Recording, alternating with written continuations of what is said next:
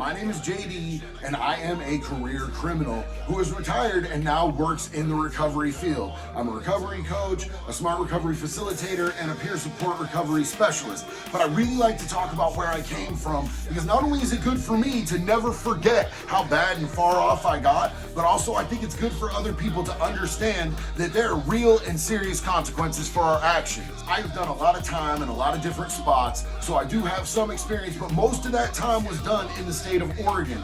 Understand that prisons are different, vastly different from state to state. I now live in the state of Florida, and I'm currently on house arrest. And I always get this question at least a few times in the comments, so let me just get this out on the table.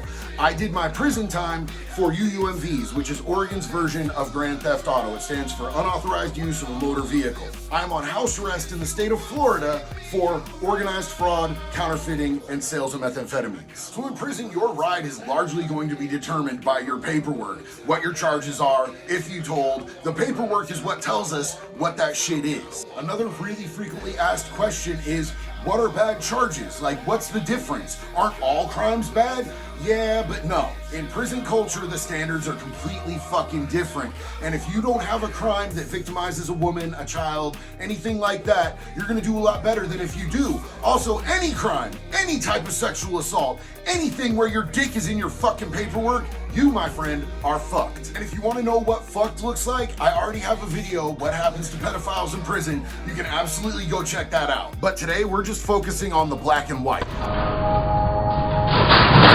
Now, there's two different types of relevant paperwork. There will be your court paperwork, the stuff that they issue you when you are done with your case, or even when you're fighting your case. You're gonna have your police report, you're gonna have court transcripts, you're gonna have all your charges lodged in there. It's gonna tell whether you told on your co-defendants or not. It's gonna tell whether you were a fucking witness, all of that shit. Everything that goes down in court should be in your court paperwork. The other type of paperwork is a face sheet, and you will generally get given this in most systems when you are done with intake at whatever intake that you go to. They'll hand you a piece of paper, and all that says is these are the charges you're doing time on right now. These two different types of paperwork are relevant for different types of situations. If you are just trying to pass off and let people know that you are not a fucking sex offender, that you're not a fucking kitty diddler or a fucking baby raper or a diaper snifer, that you didn't put your fucking toddler togs where they didn't belong, then a face sheet might get you through. Keep in mind that when I was doing time, it was in the fucking early 2000s, right? So we didn't have the same access to the internet with the cell phones that we have today. I got out of prison and people were using iPhones. When I went in, we were all using fucking flip phones. But there were times when I would pull people's face sheet and something just seemed off about them and it would rub me the wrong way, and I just had this feeling in my gut like they were on some bad shit. Maybe not this time, but last time. So I would call my people and I would have them run a check on their name, and it might not be from the state you're in, it might be from another state. We had a dude who seemed like a good ass dude. He was tatted up head to toe. He said he was in a gang in Washington State when he did time there. His fucking face sheet was good, his whole paperwork was good, but when I had somebody run his name because he seemed fucking iffy to me, it came back that in Washington, he had done some time on some real bad shit, and it ended really poorly for this guy. I have learned throughout the years that one thing that I will never ignore is my own fucking intuition, my own gut, man. If my stomach tells me something, I'm gonna fucking listen to it every time. So if you're just getting pulled up on the pound and people wanna see if they can extort you, people wanna see if you need to get something stuck and run up in your neck, that type of shit, your face sheet might slide you through. They might go on one of their cell phones, they might look up your name and get your entire criminal fucking history, though. You just never know. It depends on who you run into first and how many people try to run your shit. But if you're trying to click up, if you're trying to get into an organization, if you're running hustles on the fucking yard, there's a high likelihood that they're gonna wanna read your whole police report. And if you don't have that, you might get fucked up for not having it. They might just look it up because all this shit is public record, and the state issues you your paperwork. So there's really no fucking reason not to have your legal paperwork. It is the only thing you are allowed to take with you from county to state. So most people write down their fucking phone numbers on that paperwork. It's like the only thing that you can actually take. So if you don't have that, it's real fucking sus, man. I don't trust you. You got some shit going on. I personally never trusted the old face sheet because I saw some counselors that would make up fake face sheets to try to protect dudes that had fucked up charges. Because there's a lot of people in the system that are sympathizers for people who victimize women and children. I can't call it. I can't explain it. I got kids, bro. I'm a felon. I'm a career criminal. I'm a fucking junkie, and I want to protect women and children. I want to avenge women and children, but these motherfuckers try to let these dudes slide. They'll give them fake covers to try to keep their ass safe. Shit is beyond my understanding because I don't do weak ass bitch shit like that. Pulling paperwork in prison is of the utmost importance because it separates who's who. There is a hierarchy in there, and a lot of comments that I get are like, oh, people with no morals all of a sudden have morals when they get to prison. Bitch, we always had morals. They're just different from yours. Get off your fucking high horse. Nobody fucking likes you anyway, Ned Flanders. Suck a dick. It doesn't mean that I'm fucking proud of being a criminal. It doesn't mean that I'm proud of the crimes that I did or the ways that I victimized my community or the people that I hurt with my crimes. It just means that there are levels to the shit, player. Bet on that. And when you start hurting babies, women, the elderly, the disabled, all that shit's off the table except for the fucking violence.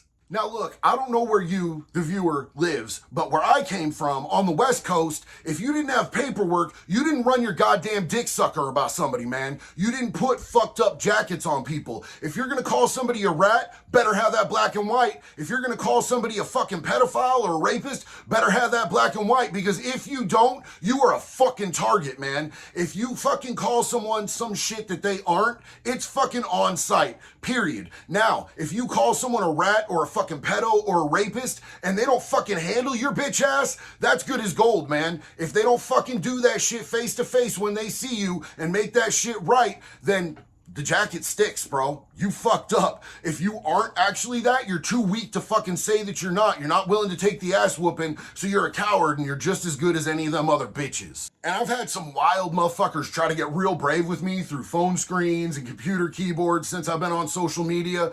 But look, check this out, man. That shit doesn't bother me because I know 1000% beyond the shadow of a doubt they would not say that shit to my motherfucking face. They are the equivalent of a cell warrior, somebody who stands behind the bars and barks crazy shit all day, runs their fucking dick sucker, but doesn't have a lick of fucking get down in them when it's time to fucking fight. Y'all that do that, y'all are bitches, bro. Hands down, flat out, y'all bitches, y'all flat-faced, fresh-cut pukes. All that these social media trolls do is prove that they wouldn't make it a fucking day in the shoes of the people who have walked real penitentiary yards. Y'all would get your shit slit real quick, motherfucker. I personally won't say a single motherfucking thing over the internet or over a fucking phone that I wouldn't say to a person face to fucking face. Period. So if I call someone a rat, if I call someone a pedophile, if I call someone a rapist, best believe that I come with fucking proof, bitch. But how do you go about asking somebody for their paperwork, man? Like, what does that even look like? Is there a procedure? There is. I did a short on it. I'm gonna toss a short in here because I fucking love it personally,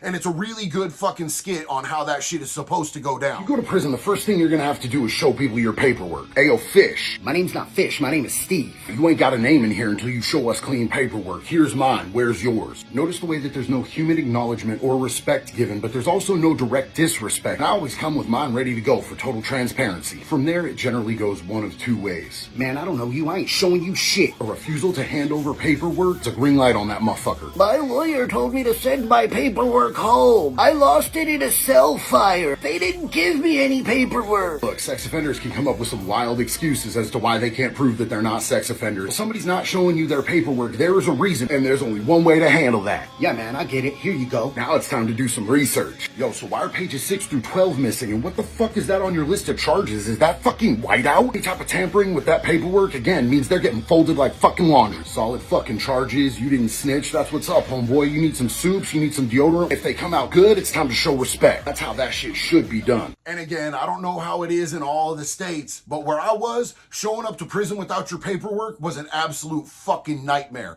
Like, I literally had bad dreams in prison that my paperwork was gone and it was my first day. And them wild ass excuses you saw in that skit, somebody tried to pull those, each and every one of them, on me when I pulled them up. And not one of them made it through that day without a goddamn ass whooping. On God. So yeah, paperwork is extremely important when you get to prison. That is what's going to keep you safe or get you fucked up. Just depends on what type of motherfucker you are. And look, I'm pretty sure that I covered everything here, but if you guys have any questions, if you guys have any comments, drop that shit on me, man. If you guys got video suggestions, I would love to fucking hear them. I do have a list. I'm getting to them accordingly as I can. I appreciate everybody's time today, man. One love. Be good or be good at it, y'all. You sold me out.